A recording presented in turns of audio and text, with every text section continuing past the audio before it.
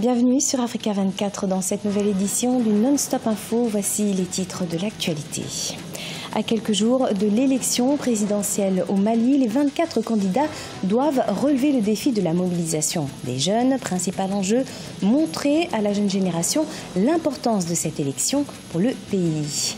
Depuis l'indépendance du Soudan du Sud en 2011, le Soudan a perdu 3/4 de sa réserve de pétrole. Le pays subit en effet une crise de devises qui entrave les importations de carburant.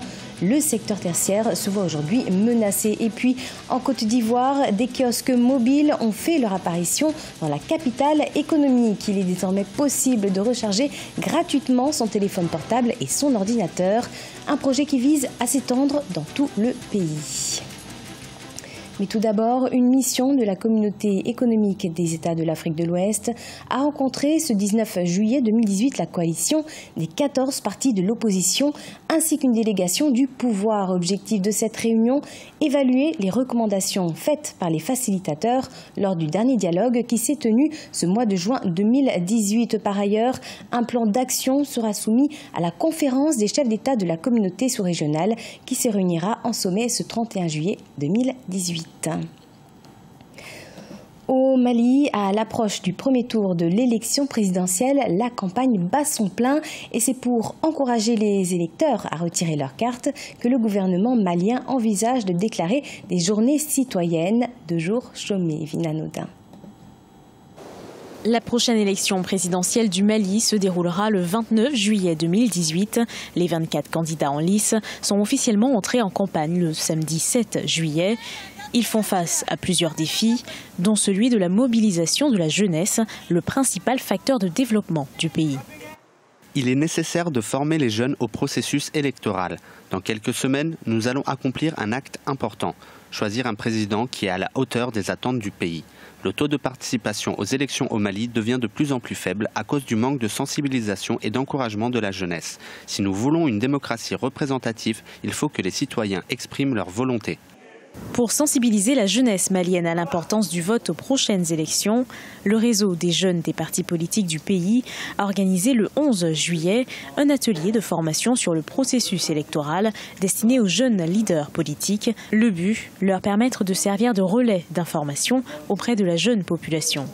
Il aurait dû falloir, à mon avis, tout un travail de fond de la part non seulement des partis politiques, mais aussi de la société civile, pour faire en sorte que la jeunesse soit imprégnée des grands enjeux autour des grandes problématiques du Mali, notamment la question sécuritaire. Le développement d'un pays repose sur sa jeunesse, une jeunesse qui représente la majorité de la population au Mali. Le premier tour de la présidentielle aura lieu le 29 juillet. Pour encourager les Maliens à retirer leur carte d'électeur, le gouvernement envisage de déclarer des journées citoyennes de jours chômés. Au Congo, le ministère public a requis ce jeudi 19 juillet 2018 une peine d'1 an d'emprisonnement ferme contre Paulin Makaya.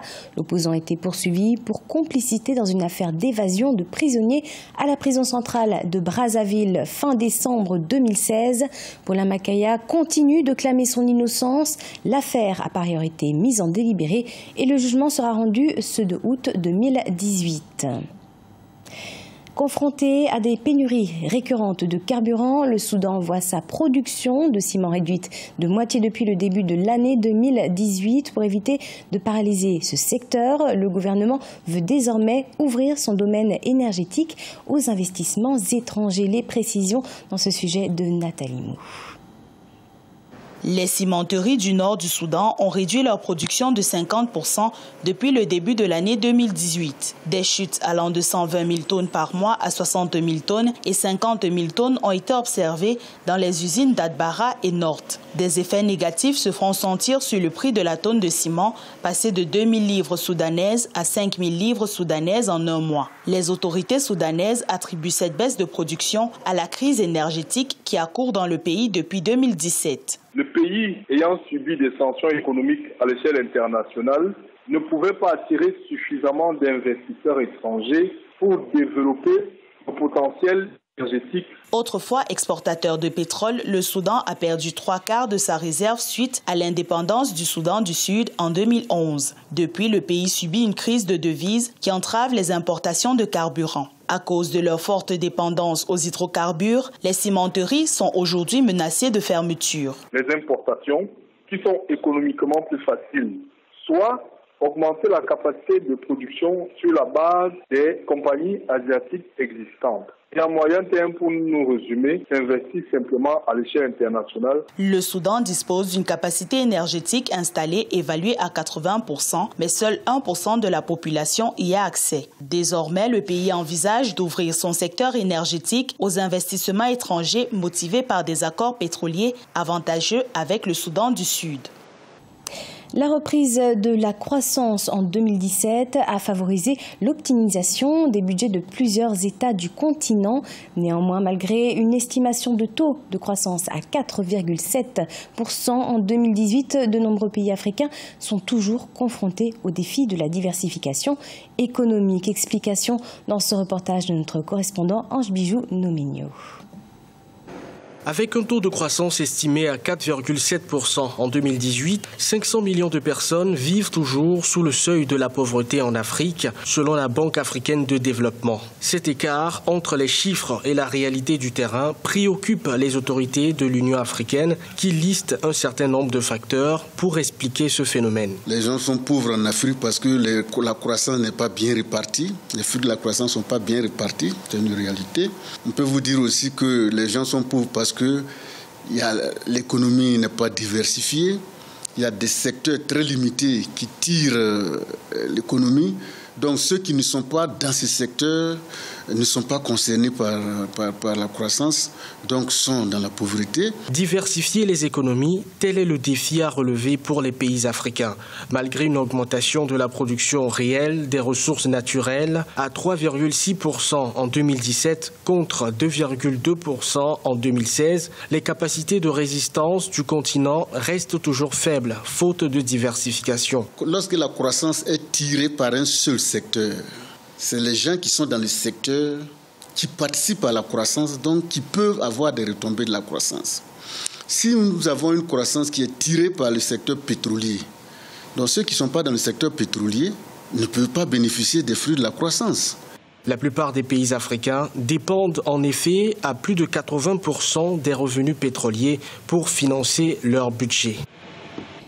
En Côte d'Ivoire, une innovation technologique fait fureur depuis le début de ce mois de juillet 2018. Il s'agit du kiosque mobile de chargement gratuit de téléphone et d'ordinateur. L'œuvre d'un jeune béninois qui compte déployer 200 kiosques mobiles dans tout le pays d'ici 2019. Reportage Oliva Jacotan, notre correspondant sur place. Recharger gratuitement son téléphone portable et son ordinateur est désormais une réalité en Côte d'Ivoire. En effet, depuis juillet 2018, des kiosques mobiles sont installés dans ce sens dans certaines communes de la capitale économique. Ici à Yopougon, au nord-ouest d'Abidjan, on retrouve l'un de ces kiosques dans un restaurant à forte fréquentation. Et les clients en font déjà un bon usage. C'est un appareil innovant parce que mon appareil était presque déchargé. Je suis arrivée, je me demande ce que c'est. J'ai vu l'antenne, ce qui était écrit dessus, j'ai essayé. En quelques minutes, c'est presque chargé. Donc vraiment, ça va me permettre de continuer mes cours sans rentrer à la maison.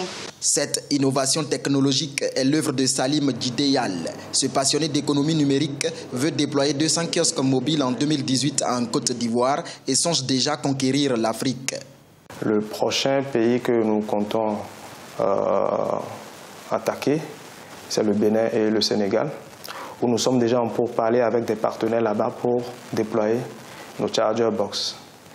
L'innovation, c'est que nos charger box, ça vient avec une application. Enfin, les populations ont la possibilité de géolocaliser le charger box et de retrouver la station la borne de recharge la plus proche. Le kiosque mobile est également un support publicitaire digital. Salim Djideyal le propose à certains annonceurs pour une meilleure visibilité en contrepartie d'une rémunération financière pour tirer profit de cette innovation technologique. Ce journal a été préparé par l'ensemble de la rédaction. Merci de nous avoir suivis. Dans quelques instants, retrouvez une nouvelle édition de l'actualité sur Africa 24.